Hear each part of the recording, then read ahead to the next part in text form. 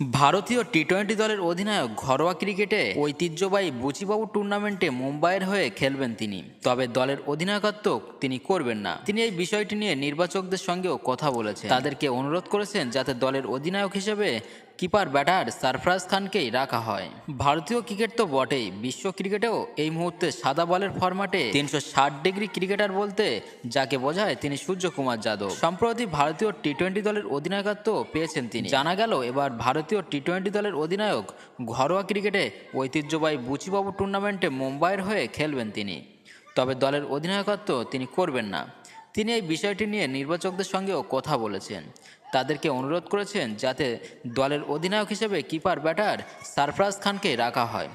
বুধবার মুম্বাই ক্রিকেট অ্যাসোসিয়েশনের নির্বাচক কমিটির প্রধান সঞ্জয় পাতিলের সঙ্গে তার কথা হয়েছে।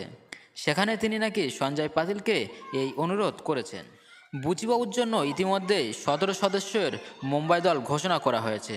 সরফরাজ খানের নেতৃত্বে টুর্নামেন্টে মুম্বাই তাদের অভিযান শুরু করছে 15ই আগস্ট।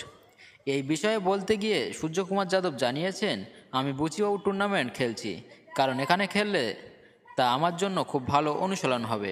আমি 25 তারিখ মুম্বাই দলের সঙ্গে যোগ দেব।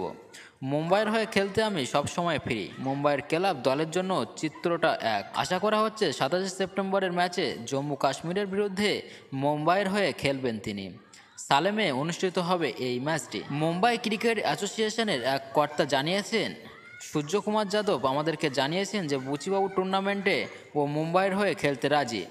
মুম্বাইয়ের যে স্কোয়াড তাতে ওর নাম নথিভুক্ত করব। সূর্য যখনই ফ্রি থেকেছে তখনই ও আমাদের হয়ে ঘরোয়া টুর্নামেন্টে খেলেছে। সত্যি বলতে একমাত্র ক্রিকেটার যিনি ক্লাব ম্যাচে মুম্বাই ময়দানেও খেলেন।